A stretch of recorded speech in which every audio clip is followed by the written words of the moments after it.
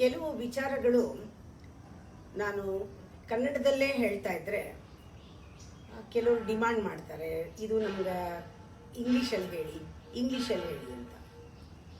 ನಾನು ಇಂಗ್ಲೀಷಲ್ಲಿ ಹೇಳಕ್ಕೆ ಶುರು ಮಾಡಿದಾಗ ಅದಕ್ಕೂ ನನಗೂ ಕಷ್ಟ ಆಗುತ್ತೆ. ಒಂದು ಲ್ಯಾಂಗ್ವೇಜಿನ ಇನ್ನೊಂದು ಲ್ಯಾಂಗ್ವೇಜು ಹೇಳಕ್ಕೆ ಶುರು ಮಾಡಿದಾಗ ಕೆಲವರು ಇಲ್ಲ, ಇದು ನಮ್ಗೆ ಅರ್ಥ ಆಗಲಿಲ್ಲ, ಕನ್ನಡದಲ್ಲೇ ಹೇಳಿ ನಮಗೆ ಅಂತಾರೆ.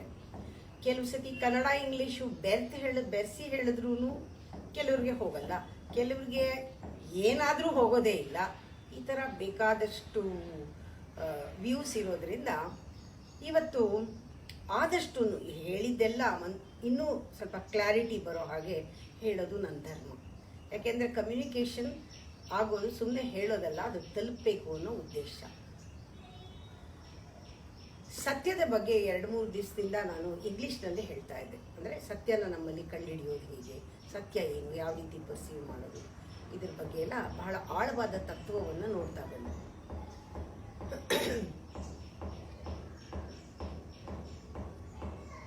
ಸತ್ಯ ನಮಗೆ ಒಂದಿನ ಯಾವತ್ತೋ ನಮ್ಗೆ ಸಿಗತ್ತೆ, ಯಾವತ್ತೋ ಬರುತ್ತೆ, ಯಾವತ್ತೋ ನಮಗೆ ದರ್ಶನ ಆಗುತ್ತೆ, ಯಾವತ್ತೋ ನಮಗೆ ಕಾಣುತ್ತೆ ಅನ್ನೋದಿದೆಯಲ್ಲ, ಇದು ಭ್ರಮೆ.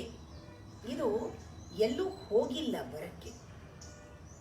ಈ ಪದಗಳನ್ನೆಲ್ಲ ನಾವು ಮನನ ಮಾಡಬೇಕು. ಹೋಗಿರೋದು ಬರಬೇಕು, ಹೋಗೇ ಇಲ್ಲ, ಬರೋದೇನು? ಅದರಿಂದ ಇದು ಇರೋದು. ಬುದ್ಧ ಇದ್ದಾಗಲೂ ಇತ್ತೋ, ಎಂದೆಂದಿಗೂ ಇತ್ತು, ಅವತ್ತೂ ಇತ್ತು, ಯಾವತ್ತೋ ಇತ್ತು, ಅವತ್ತೂ ಇತ್ತು, ಇವತ್ತೂ ಇದೆ, ಮುಂದೇನೂ ಇರುತ್ತೆ. ಯಾವಾಗಲೂ ಇರೋದು ಅದೇನೆ. ರಿಯಾಲಿಟಿ ಯಾವಾಗಲೂ ಇದೆ. ಅದನ್ನು ಆವಾಗ ಸ್ಮರಿಸಬೇಕು.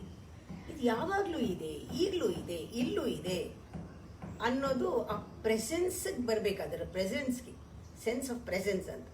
ಅದರ ಜೊತೆ ಹಾಗೆ ಬಂದಾಗ ಕನಕದಾಸರಿಗೆ ದರ್ಶನ ಆಯಿತು, ಸತ್ಯಹರಿಶ್ಚಂದ್ರನಿಗೆ ಅರಿವಾಯಿತು, ಬುದ್ಧನಿಗೆ ದರ್ಶನ ಆಯಿತು, ಜೀಸಸ್ಗೆ ದರ್ಶನ ಆಯಿತು, ಶಂಕರಾಚಾರ್ಯ ದರ್ಶನ ಆಯಿತು. ಅವ್ರಿಗೆಲ್ಲ ಅವರು ಡಿಸ್ಕವರ್ ಮಾಡಿದ್ರು, ಇರೋದನ್ನು ಕಂಡುಕೊಂಡ್ರು. ಅದೇನು ಇನ್ವೆನ್ಷನ್ ಅಲ್ಲ ದೊಡ್ಡದು. ಡಿಸ್ಕವರ್ ಅಂದರೆ ಇರೋದು ಇದೆ, ಇರೋದನ್ನು ಕಂಡುಕೊಳ್ಳೋದಷ್ಟೇ. ಅದಕ್ಕೊಂದು ಯೋಗ್ಯತೆ ತಾವು ಸಂಪಾದಿಸ್ಕೊಂಡ್ರು. ಅದೇನೋ ಕಿಟಕಿ ಬಾಗಿಲು ತೆಗೆದು ಕಾಣಿಸ್ತು. ನಾವು ಅವ್ರಿಗೆ ಸಿಕ್ಕಿದೆ, ಅವ್ರಿಗೆ ಬಂತು, ಅವ್ರಿಗೆ ಎಲ್ಲಿಂದನೋ ಬಂತು, ದರ್ಶನ ಆಯಿತು. ಅವ್ರು ಇದೆಲ್ಲ ಹುಡುಕಿದ್ರು. ಕರೆಕ್ಟ್, ಅವ್ರು ಹುಡುಕಿದ್ರು, ಅನ್ವೇಷಣೆ ಮಾಡಿದ್ರು, ಎಕ್ಸ್ಪರಿಮೆಂಟ್ ಮಾಡಿದ್ರು, ಎಲ್ಲ ಮಾಡಿ ಸಿಕ್ಕಿದ ಮೇಲೆ ಅಂದರು, ಅಯ್ಯೋ ಹುಚ್ಚರು ನೀವು, ಹುಡುಕಬೇಡಿ, ನಾನು ಹುಡುಕ್ತಾ ಇದ್ದೆ, ಹುಡುಕೋದೇನಿಲ್ಲ, ಅದು ಇಲ್ಲೇ ಇದೆ, ಅಲ್ಲೇ ಇದೆ, ಇಲ್ಲೇ ಇದೆ ಅಂತ ಅವ್ರು ಬರೆದ್ರೋ ಇಲ್ವೋ? ಹುಡುಕಬೇಡಿ ಅಂತ ಬರೆದ್ರಲ್ವ? ಹುಡುಕೋದಲ್ಲ, ಅದು ನಮ್ಮ ಅನುಭವಕ್ಕೆ ಬಂದಿದೆ. ಟೈಮ್ ವೇಸ್ಟ್ ಮಾಡಬೇಡಿ, ಹುಡುಕಬೇಡಿ, ತಾರಾಡಬೇಡಿ, ಎಲ್ಲೂ ಹೋಗಬೇಡಿ, ಇರೋ ಜಾಗದಲ್ಲಿ ಇರಿ, ಇರೋ ಕಡೆನೇ ಇದೆ ಅಂತ ಅವ್ರು ಹೇಳಿದ್ರೋ ಇಲ್ವೋ?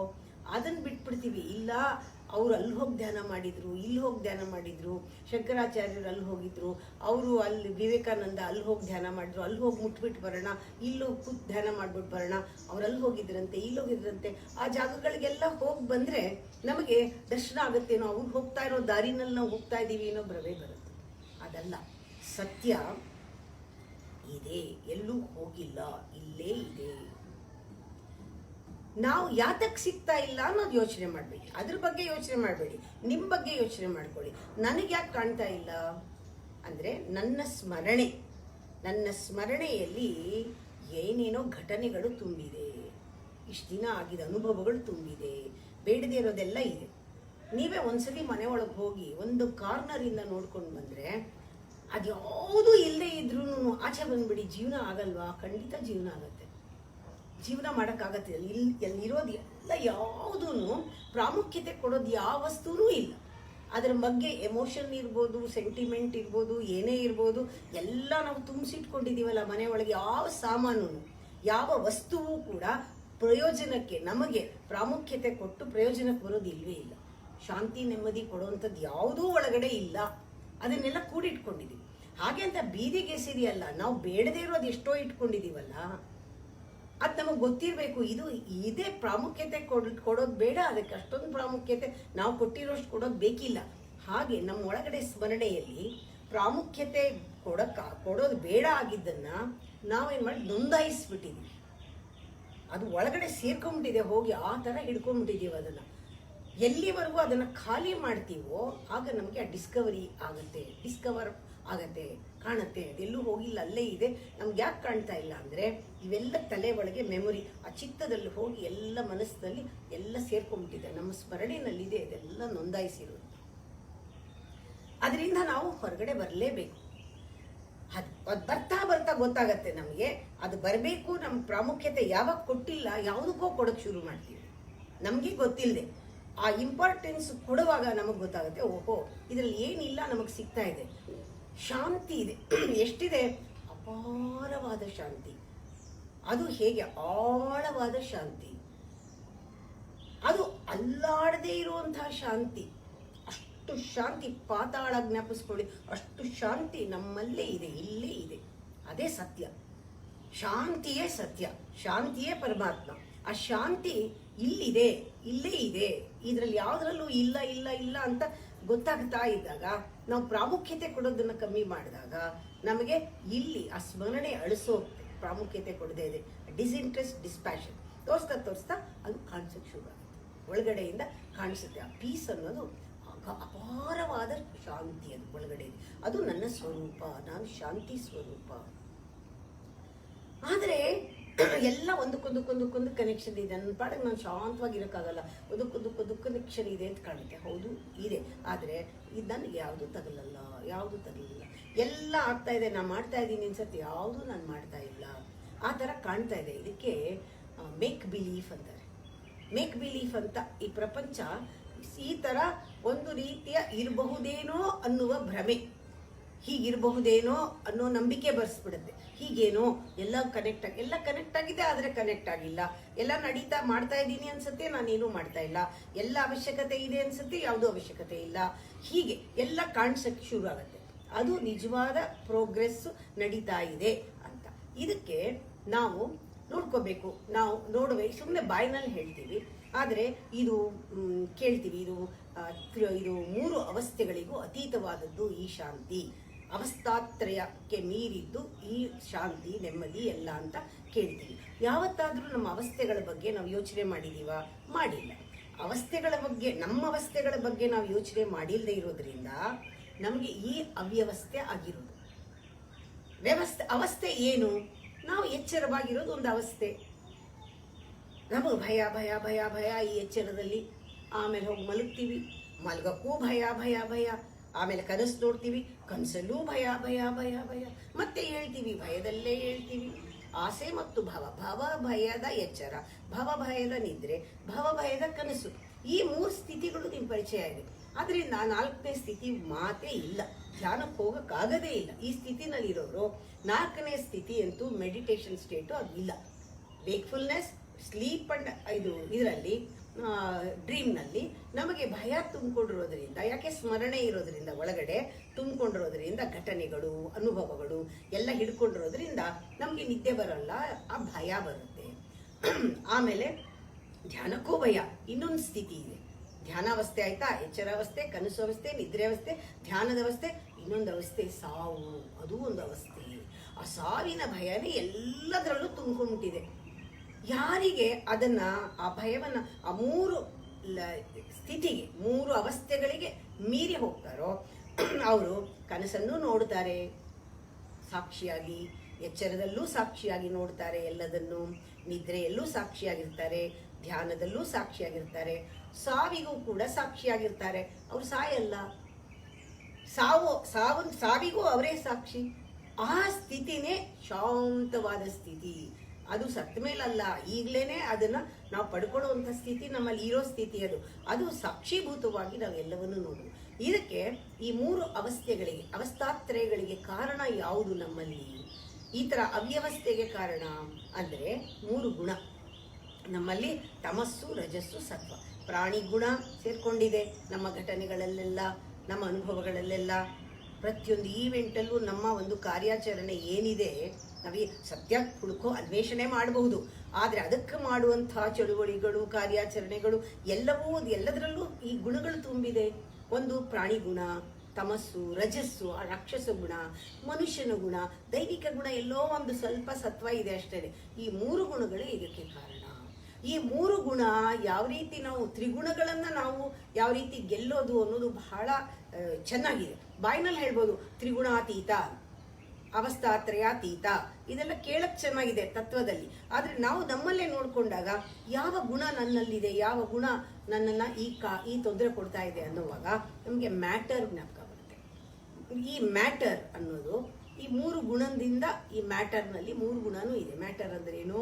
ಭೌತಿಕವಾದ ಶರೀರ, ಪಂಚಭೂತಗಳ ಶರೀರ. ಪಂಚಭೂತಗಳ ಶರೀರ ಅದನ್ನ ನಾವು ಪಂಚಭೂತಗಳನ್ನು ಕೂಡ, ಪಂಚಭೂತದ ಶರೀರವನ್ನು ಕೂಡ ನಾವು ಪರ್ಸೀವ್ ಮಾಡಬಹುದು, ಗ್ರಹಿಸಬಹುದು. ಯಾವುದು ಗ್ರಹಿಕೆಗೆ ಸಿಗುತ್ತೋ ಅವೆಲ್ಲವನ್ನು ಮ್ಯಾಟರ್ ಅಂತ ಹೇಳ್ತೀವಿ. ಮ್ಯಾಟರ್ ಅಂದ್ರೆ ಏನು?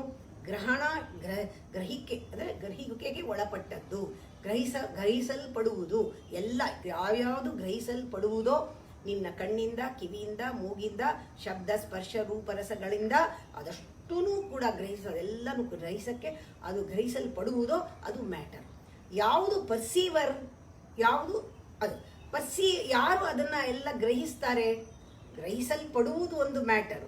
ಆದರೆ ಮನಸ್ಸು, ಅದರಲ್ಲಿ ಸೂಕ್ಷ್ಮವಾದ ಪಂಚಭೂತಗಳಿದೆ, ಅದನ್ನು ಕೂಡ ಗ್ರಹಿಸೋದೊಂದಿದೆ. ಅದರ ಸಾರ್ವತ್ರಿಕ ಮನಸ್ಸು ಅಂತ, ಯೂನಿವರ್ಸಲ್ ಮೈಂಡ್ ಅಂತ, ಅದಕ್ಕೂ ಅತೀತವಾದದ್ದೊಂದಿದೆ. ಈ ತರ ಒಂದೊಂದನ್ನು ಗ್ರಹಿಸ್ತಾ ಇದೆ. ಆದರೆ ಅತೀತವಾದದ್ದು ಒಂದಿದೆ, ಅಲ್ಲಿ 3 ಗುಣನೂ ಇಲ್ಲ. 3 ಗುಣಕ್ಕೂ ಅದು ಸಿಕ್ಕೋದೇ ಇಲ್ಲ. ತ್ರಿಗುಣಾತೀತವಾದದ್ದು ಅದೇ ಶಾಂತವಾದ ಸ್ಥಿತಿ. ಅದು ನಮ್ಮಲ್ಲಿ ಆ 3 ಗುಣಗಳನ್ನ ಮೀರಿ ಹೋಗೋದು ಅಂತ. ಆ ಮೀರಿ ಹೋಗಬೇಕಾದ್ರೆ ನಾವೇನ್ ಮಾಡಬೇಕು? ನಮ್ಗೆ ಬೇಕಾಗಿರೋದು ಪ್ರಜ್ಞೆ. ಅದು ಪ್ರಾಣಿಗಳಿಗೆ ಇಲ್ಲದೆ ಇರೋ ಪ್ರಜ್ಞೆ ನಮಗಿದೆ. ಇದರಲ್ಲಿ ಫಿಲಾಸಫಿನಲ್ಲಿ ತಿಳ್ಕೊಳ್ಬೇಕಾಗಿರೋದು ಇದು ಪ್ರಜ್ಞಾವಂತನಾಗಬೇಕು ನಾನು ಅಂತ ಹೇಳ್ತಾರೆ. ಮನೋಬುದ್ಧಿ ಇದೆ, ಪ್ರಜ್ಞೆ ಬೇಕು. ಪ್ರಜ್ಞೆನ ಕಾನ್ಷಿಯಸ್ನೆಸ್ ಅಂತ ಹೇಳ್ತೀವಿ. ಆ ಪ್ರಜ್ಞೆ, ಎಲ್ಲವನ್ನು ತಿಳ್ಕೊಳ್ಳೋ ಪ್ರಜ್ಞೆ ತಿಳ್ಕೊಂಡ್ರೆ ಸಾಕಾ? ಇಲ್ಲ. ಕಾನ್ಷಿಯಸ್ನೆಸ್ ಅನ್ನೋದು, ಪ್ರಜ್ಞೆ ಅನ್ನೋದು ತನಗೆ ತಾನೇ ಬೆಳವಲ್ಲ. ಡೈಮಂಡ್ ತರ. ಡೈಮಂಡ್ ಅಂಗಡಿಗೆ ಹೋಗಿ ಎಲ್ಲ ಲೈಟ್ ಇರಲ್ಲ, ಕರೆಂಟ್ ಹೋಗಿರುತ್ತೆ ಅನ್ಕೊಳ್ಳಿ. ಏನ್ ತೋರಿಸ್ತಾನ ಅವನು? ಏನು ಕಾಣಲ್ಲ. ಅದಕ್ಕೆ ಒಡವೆ ಅಂಗಡಿಗೆ ಹೋದ್ರೆ ಫಸ್ಟ್ ಲೈಟ್ ಹಾಕ್ತಾರೆ. ಆ ಬೆಳಕು ಆ ಡೈಮಂಡ್ ಮೇಲೆ ಬಿದ್ರೇನೆ ಅದು ಹೊಳೆಯೋದು. ಆರ್ಟಿಫಿಷಿಯಲ್ ಅಂಗಡಿನಲ್ಲಿ ಇನ್ನು ಜೋರ್ ಬೆಳಕು ಹಾಕ್ತಾರೆ. ಯಾವ್ಯಾವ ವಸ್ತುಗಳು ಚೆನ್ನಾಗಿರಲ್ವೋ ಅಲ್ಲೆಲ್ಲ ಬೆಳಕು ಜಾಸ್ತಿ ಇರುತ್ತೆ, ಚೆನ್ನಾಗಿ ಕಾಣೋ ಹಂಗ ಹಾಕ್ತಾರೆ. ಅಂದ್ರೆ ಅರ್ಥ, ಕಾನ್ಷಿಯಸ್ನೆಸ್ ತಾನಾಗ್ತಾನೆ ಬೆಳಗಲ್ಲ. ಅಂದ್ರೆ ಪ್ರಜ್ಞೆ ತಾನಾಗ್ತಾನೆ ಬೆಳಗಲ್ಲ. ಅದು ಡೈಮಂಡ್ ತರ, ಅದ್ರ ಮೇಲೆ ಬೆಳಕು ಬೀಳ್ಬೇಕು. ಅದನ್ನ ಅರಿವು ಅಂತಾರೆ. ಪ್ರಜ್ಞೆಗೂ ಅರಿವಿಗೂ ವ್ಯತ್ಯಾಸ ತಿಳ್ಕೋಬೇಕು. What is consciousness? Consciousness does not shine by it self. ಅದನ್ನ ಹಿಂದೆ ಲೈಟ್ ಇದೆಯಲ್ಲ, ಅದು ಸೆಲ್ಫ್ ಲ್ಯೂಮಿನಸ್ ಲೈಟ್ ಒಂದು ಇದೆಯಲ್ಲ, ಎಲ್ಲ ಈ ಡೇ ಲೈಟ್ಗೂ ಕಾರಣವಾಗಿರೋದು ಅದು ನಿಜವಾದ ಅರಿವು, ಅವೇರ್ನೆಸ್ ಅಂತ ಹೇಳ್ತಾರೆ. ನಮ್ಮಲ್ಲಿ ಯಾವಾಗ ಪ್ರಜ್ಞೆ ಜಾಗೃತವಾಗುತ್ತೋ, ಆ ಪ್ರಜ್ಞೆಯಲ್ಲಿ ಬೆಳಕು ಕಾಣಿಸುತ್ತೋ, ಅರಿವಿನ ಬೆಳಕು ಕಾಣುತ್ತೋ ಅಂಥವ್ರಿಗೆ ತಿಳಿಯುತ್ತೆ. ಬರೀ ಪ್ರಜ್ಞೆ ಇದ್ರೆ ತಿಳುವಳಿಕೆ ಬರಬಹುದು. ತಿಳುವಳಿಕೆಯಲ್ಲಿ ಮತ್ತೆ ಶುರು ಆಯಿತು ನೀ ತಿಳ್ಕೊಳ್ಳೋದೆಲ್ಲ ಪಂಚೇಂದ್ರಿಯ ಜ್ಞಾನ. ತಿಳುವಳಿಕೆಯಲ್ಲಿ ಮತ್ತೆ ಶುರು ಆಯಿತು ನಿನ್ನ ಅಹಂಕಾರ, ಮನಸ್ಸು, ನಿನ್ನ ಪರ್ಸೆಪ್ಷನ್, ನಿನ್ನ ಕಾನ್ಸೆಪ್ಟ್. ಬರೀ ತಿಳುವಳಿಕೆ ಸಾಲದು, ಅಲ್ಲಿ ಬೇಕಾಗಿರೋದು ಅರಿವು. ಆ ಅರಿವಿನ ಆ ಜ್ಞಾನ ಬರುತ್ತಲ್ಲ, ಅದು ಅರಿವು ಬರುತ್ತೆ. ಅರಿವು ಬಂದಾಗ ನಿನಗೆ ಗೊತ್ತಾಗುತ್ತೆ. ಗೊತ್ತಾಗೋದೆಲ್ಲ ಅರಿವು. ಗೊತ್ತಾಗಿದೆ ಅಂತ ಗೊತ್ತಾಗೋದು ಅದು ಅರಿವು. ಗೊತ್ತಾಗೋದು ಪ್ರಜ್ಞೆ, ತಿಳುವಳಿಕೆ. ಗೊತ್ತಾಗಿದೆ ಅಂತ ಗೊತ್ತಾಗೋದು, ನನಗೆ ಗೊತ್ತಿದೆ ಅಂತ ಗೊತ್ತಾಗೋದು ಅದು ಅರಿವು. ಗೊತ್ತಿದೆ ಅಂತ ಗೊತ್ತಾದಾಗ ನಾನೇ ತಿಳ್ಕೊಳ್ಳಬಲ್ಲೆ.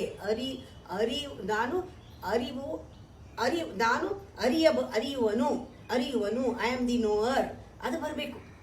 ಅದು ಜೀವನದಲ್ಲಿ ಬರಬೇಕು, ದಿನನಿತ್ಯ ಜೀವನದಲ್ಲಿ. I am the knower. I know what I know. I know what I do not know. Knowing the knower, seeing the seer. ಅದು ಆ ವಿಟ್ನೆಸ್, ಆ ಸಾಕ್ಷಿ ನಮ್ಮಲ್ಲಿ ಹುಟ್ಟಬೇಕು. ನಾನು ಆಗ ಅರಿವು ಅಂದ್ರೆ ನಾನು ತಿಳ್ಕೊಂಡಿದ್ದೆಲ್ಲ ಆಲ್ ನೋನ್, ಅರಿವೆಲ್ಲ ಬಿಡಬೇಕು. ಅದೇ ಫರ್ಗೆಟ್ ಆಲ್ ನೋನ್. ನೀನು ತಿಳ್ಕೊಂಡಿರೋ ತಿಳುವಳಿಕೆಯೆಲ್ಲ ಬಿಡು, ಎಲ್ಲ ಬಿಡು. ನಾನು ಅರಿಯುವನು ಅಂತ ತಿಳ್ಕೊ. ಅದು ಅರಿಯುವನು ಅನ್ನೋದು ಟೈಮ್ಲೆಸ್. ಅದಕ್ಕೆ ಹೇಳ್ತಾರೆ ಕಾಲಾತೀತ ಮತ್ತು ಅನ್ಕಂಡೀಷನಲ್ ಅಂತ. ಕಂಡೀಷನ್ ಅಂದ್ರೆ ಷರತ್ ಅಂತ. ಇದು ಇದು ಬೇಷರತ್ ಅಂತ ಹೇಳ್ತಾರೆ. ಬೇಷರತ್ ಇಸ್ ಅನ್ಕಂಡೀಷನಲ್ ಕಾಲಾತೀತ. ಯಾವುದು ಅಂದರೆ ನನಗೆ ಗೊತ್ತಿರೋದು ಗೊತ್ತಾಗೋದು, ನನಗೆ ಗೊತ್ತು ಅಂತ ಗೊತ್ತಾಗೋದಿದೆಯಲ್ಲ, ಅರಿವಿದೆಯಲ್ಲ, ಅದು ಕಾಲಾತೀತ. ಆ ಜ್ಞಾನ ಬರಬೇಕು ನಮಗೆ, ಕಾಲಾತೀತ ಜ್ಞಾನ. ಬರೀ ಪ್ರಜ್ಞೆ ಅನ್ನೋದು ಒಂದು ಟೈಮ್ ಬೀಯಿಂಗ್, ಅದು ಹೊಟ್ಟೋಗುತ್ತೆ, ಬರುತ್ತೆ ಹೋಗುತ್ತೆ, ಅದು ಕಾನ್ಷಿಯಸ್ನೆಸ್ಸು. ಬರೀ ಕಾನ್ಷಿಯಸ್ನೆಸ್ ಆಡು ನಮಗೆ ಅವೇರ್ನೆಸ್ ಬರಬೇಕು, ಕಾಲಾತೀತ. ಅದು ಯಾವುದಕ್ಕೂ ಅಂಟ್ಕೊಳ್ಳಲ್ಲ, ಅದಕ್ಕೆ ಹುಟ್ಟಿಲ್ಲ ಸಾವಿಲ್ಲ ಅಂತಾರಲ್ಲ, ಆ ಕಾಲಾತೀತ ಅದು. ಯಾರಿಗೆ ಆ ಅನುಭವ ಬರುತ್ತೆ ಕಾಲಾತೀತ ಆಗಿ, ಗೊತ್ತಿರೋದು ಗೊತ್ತಾಗ್ತಾ ಹೋಗುತ್ತೆ, ಅವನು ಗೊತ್ತಿರೋದನ್ನೆಲ್ಲ ಬಿಡ್ತಾ ಬರ್ತಾನೆ. ಅದು ಕಾನ್ಸ್ಟೆಂಟ್ ನೋಯಿಂಗ್, ಅದು ಆಗ್ತಾ ಆಗ್ತಾ ಆಗ್ತಾ ಆಗ್ತಾ ಅದು ಒಂದು ಅರಿವಿನ ಬೆಳಕದು, ಕಾನ್ಸ್ಟೆಂಟ್ ಲೈಟ್ ಅದು. ಅದರಲ್ಲಿ ಯಾರು ವ್ಯಕ್ತಿ, ಯಾರು ಇದು ಒಂದು ಶಕ್ತಿ, ಯಾರು ವ್ಯಕ್ತಿ, ಯಾರು ಸಾಕ್ಷಿ ಅಂತ ಗೊತ್ತಾಗ್ಬಿಡುತ್ತೆ. ವಿಟ್ನೆಸ್ ಯಾರು, ಪರ್ಸನ್ ಯಾರು, ವಿಟ್ನೆಸ್ ಯಾರು, ಪರ್ಸನ್ ಯಾರು. ಯಾರ ಪರ್ಸನ್ನು ನಾವು ಡಿಸೈರ್, ಫಿಯರ್ ಎಲ್ಲದಕ್ಕೂ ಸಿಕ್ಕಾಕೊಂಡು ಒಳಪಟ್ಕೊಂಡು ಸ್ಮರಣೆಗೆ ತಂದ್ಕೊಂಡು ಒದ್ದಾಡೋನೇ ಪರ್ಸನ್ನು, ವ್ಯಕ್ತಿ. ಯಾರು ಈ 3 ಅವಸ್ಥೆಗಳಲ್ಲಿ ಸಿಕ್ಕಾಕೊಂಡವನೇ ವ್ಯಕ್ತಿ, 3 ಗುಣದಲ್ಲಿ ಸಿಕ್ಕಾಕೊಂಡವನೇ ವ್ಯಕ್ತಿ. ಯಾರು ನಿಜವಾದ ಸಾಕ್ಷಿ, ಅವೇರ್ನೆಸ್ಸೇ ಸಾಕ್ಷಿ. ಸಾಕ್ಷಿ ಏನ್ ಮಾಡ್ತಾನೆ, ಎಲ್ಲವನ್ನು ನೋಡ್ತಾನೆ, ಆ ಎಲ್ಲದಕ್ಕೂ ಅವನು ನೋಡ್ತಾನೆ. ಅಂದ್ರೆ ಅವನು ಆವಾಗ ಯಾವ ಘಟನೆಗಳಿಗೂ ಕಾಯಲ್ಲ, ಅವನಿಗೆ ಘಟನೆಗಳು ಕಾಯಲ್ಲ, ಅನುಭವಕ್ಕೆ ಕಾಯಲ್ಲ. ಅವನು ಎಲ್ಲ ಘಟನೆಗಳನ್ನ ಘಟನೆ ಅಂತ ನೋಡ್ತಾನೆ. ಎಲ್ಲ ಅನುಭವಗಳು ಬಂದು ಹೋಗೋದು, ಘಟನೆಗಳು ಆಗಿ ಹೋಗೋದು, ಅದರಲ್ಲೆಲ್ಲ ಬಂದು ಹೋಗೋದ್ರಲ್ಲಿ ಸತ್ಯ ಇಲ್ಲ. ಅವನು ಇರೋದನ್ನ ನೋಡ್ತಾನೆ. ಯಾವುದಾದ್ರೂ ಟ್ರಾನ್ಸಿಯೆಂಟ್ ಆಗಿದ್ರೆ, ಟೆಂಪರರಿ ಇದ್ರೆ ಟೆಂಪರರಿ ಅಂತಲೇ ನೋಡ್ತಾನೆ, ಘಟನೆನ ಘಟನೆ ಅಂತಲೇ ನೋಡ್ತಾನೆ. ಇನ್ನು ಅದನ್ನ ಮಾಯೆ ಅಂತಲೇ ನೋಡ್ತಾನೆ, ಇದು ತೋರ್ಕೆ ಅಂತಲೇ ನೋಡ್ತಾನೆ. ಹಾಗೆ ನೋಡಿದಾಗ ಎಲ್ಲ ಅವನು ಶರಣಾಗಿದ್ದಾನೆ ಸತ್ಯಕ್ಕೆ, ಅವನು ಎಗೇನ್ಸ್ಟ್ ಹೋಗ್ತಾ ಇಲ್ಲ. ಅದು ವಲ್ಲರಬಲಿಟಿ. ಆ ಪೂರ್ತಿ ಸತ್ಯಕ್ಕೆ ಯಾವಾಗ ನಾವು ಅರ್ಜುನನ್ ಥರ ವಲ್ಲರಬಲ್ ಆಗ್ಬಿಡ್ತೀವಿ, ಅಲ್ಲಿ ಹೆಲ್ಪ್ಲೆಸ್ ಆಗಿ, ಇಲ್ಲ ನಂದೇನಿಲ್ಲ, ಏನಿದೆಯೋ ಅದೇ, ನಾನೇನು ಮಾಡೋದೇನೂ ಇಲ್ಲ ಅಂತ ನಾವು ಇದ್ದಾಗ, ಬಿಟ್ಟಾಗ, ಕೈ ಬಿಟ್ಟಾಗ ಎಲ್ಲ ಘಟಿಸ್ಬಿಡುತ್ತೆ, ಎಲ್ಲ ಗೊತ್ತಾಗತ್ತೆ. ಹೀಗೆ ಒಂದೊಂದೂ ನಮ್ಮಲ್ಲೇ ನಾವು ಒಂದೊಂದು ವರ್ಡ್ ತಗೊಂಡ್ರು, ಅದರ ಒಂದು ಡಿಕ್ಷನರಿ ಮೀನಿಂಗ್ ಓದ್ಕೊಂಡ್ರು ಕೂಡ ಬರೀ ಅಷ್ಟಕ್ಕೆ ನಿಲ್ಲದೆ ನಮ್ಮ ಜೀವನದಲ್ಲಿ ಯಾವುದು ಪಂಚಭೂತ, ಯಾವುದು ತ್ರಿಗುಣ, ನಾವು ಯಾವ ಅವಸ್ಥೆಯಲ್ಲಿ ಇದ್ದೀವಿ, ಇದು ನಾವು ವ್ಯಕ್ತಿ ಆಗಿದೀವೋ, ನಾವು ಶಕ್ತಿ ಆಗಿದೀವೋ, ಅಥವಾ ನಾನು ಎಲ್ಲ ನೋಡಿ ವಿವೇಕದಲ್ಲಿ, ನಾನು ಜ್ಞಾನದಲ್ಲಿ ನಾನು ನೋಡ್ತಾ ಇದ್ದೀನೋ, ಬರೀ ಇದು ನನ್ನ ತಿಳುವಳಿಕೆನೋ, ಇದನ್ನು ಹೇಗೆ ನಾನು ಪ್ರಜ್ಞೆಯಿಂದ ಜಾಗೃತವಾಗಿ ಅರಿವಾಗೋದು, ಈ ಡಿಫರೆಂಟ್ ಸ್ಟೇಜಸ್ ಎಲ್ಲ it's a way of understanding and view points, ಇಷ್ಟೇನೆ. ಆದರೆ ಕೊನೆಯಲ್ಲಿ ಕನಕದಾಸರಿ ಘಟಿಸ್ತು, ಕನಕದಾಸರಿಗೆ ಸಡನ್ಲಿ ಇಟ್ ಹ್ಯಾಪೆಂಡ್, ಸಡನ್ ಆಗಿ ಆಗತ್ತೆ. ನೀನು ಯಾವಾಗ ಎಲ್ಲ ಬಿಡ್ತೀಯ ಆಗ್ಲೇ ಆಗತ್ತೆ. ಅದು ನಿನ್ನ ಮೇಲೆ ಡಿಪೆಂಡ್ ಆಗಿದೆ, ಯಾರ ಮೇಲೂ ಡಿಪೆಂಡ್ ಆಗಿಲ್ಲ. ನೀನು ಎಷ್ಟೆಷ್ಟು ಸೂಕ್ಷ್ಮವಾಗ್ತಾ ಇರ್ತೀಯ, ಎಷ್ಟೆಷ್ಟು ಒಳಗಡೆ ಖಾಲಿ ಆಗ್ತಾ ಇರ್ತೀಯ, ಎಷ್ಟೆಷ್ಟು ಕ್ಲಾರಿಟಿ ನಿಂಗೆ ಬರ್ತಾ ಇರುತ್ತೆ, ಒಳಗಡೆ ನೀನು ನೋಡ್ತಾ ಇರ್ತೀಯ. ಅದು ಹೇಗಿದೆ ಒಳಗಡೆ ಆ ಬ್ಲಿಸ್ ಅನ್ನೋದು ಅಂದರೆ ಪರ್ವತದ ಆಕಾರ. ಅಲ್ಲಿ ಆ ಓಷನ್, ಆ ಆಳ ಪಾತಾಳ ನಿನ್ನ ಒಂದು ಪೀಸ್, ಶಾಂತಿ. ಆದರೆ ಬ್ಲಿಸ್ ಏನು, ಪರ್ವತ. ಯಾವ ಥರ ಪರ್ವತ, ರಾಕ್ ಲೈಕ್ ಅದ, ಇದರ ಮಾಸ್, ಅದು ಒಂದು ಶಕ್ತಿಯ ಒಂದು ಎನರ್ಜಿ ಮಾಸ್ ಅದು. ಆ ಥರ ಬ್ಲಿಸ್ ನಾನು, ಆ ಥರ ಶಾಂತಿ ಆಳ, ಆ ಥರ ಆನಂದದ ಒಂದು ಶಿಖರ ನಾನು. ನನ್ನನ್ನು ಯಾರು ಅಲ್ಲಾಡಿಸೋರಿಲ್ಲ, ನಾನು ಸಾಕ್ಷಿ ಎಲ್ಲದಕ್ಕೂ. ಎಲ್ಲ ಬರ್ತಾ ಇದೆ ಹೋಗ್ತಾ ಇದೆ, ಎಲ್ಲ ಎಂಜಾಯ್ ಮಾಡ್ತಾ ಇದ್ದೀನಿ, ಯಾವುದು ನಾನಲ್ಲ, ಎಲ್ಲ ನಾನೇ ಅನ್ನೋದು ಪ್ರತಿ ದಿನ ಒಂದು ಸ್ವಲ್ಪ ಹೊತ್ತು ನೀವು ಸುಮ್ಮನೆ ಎಲ್ಲಕ್ಕೂ ಸಾಕ್ಷಿಯಾಗಿ ಕೂತ್ಕೊಂಡಾಗ ನಿಮಗೆ ಆ ಸ್ಟೇಜಸ್ ಗೊತ್ತಾಗತ್ತೆ. ಫಸ್ಟು ದೇಹ ಅಲ್ಲ, ಆಮೇಲೆ ಮನಸ್ಸಲ್ಲ, ಆಮೇಲೆ ಬುದ್ಧಿ ಅಲ್ಲ, ಆಮೇಲೆ ನನ್ನ ಅಹಂಕಾರ ಅಲ್ಲ, ಆಮೇಲೆ ಬರೀ ತಿಳುವಳಿಕೆನೂ ನಾನಲ್ಲ, ಬರೀ ನಾನು ರಿಫ್ಲೆಕ್ಟೆಡ್ ಲೈಟ್ ಅಲ್ಲ, ನಾನು ಬೆಳಕು. ಆ ಬೆಳಕಿನಲ್ಲಿ ಏನು ಕಾಣ್ತಾ ಇದೆ ಅದು ತಿಳ್ಕೊಂಡು ಅದನ್ನು ತಿಳ್ಕೊಳ್ಳೋ ನಾನು ಅಂತ ಗೊತ್ತಾದಾಗ ಏನೋ ಒಂದು ಅದ್ಭುತವಾದ ಒಂದು ಎಳೆ ನಿಮಗೆ ಸಿಗುತ್ತೆ.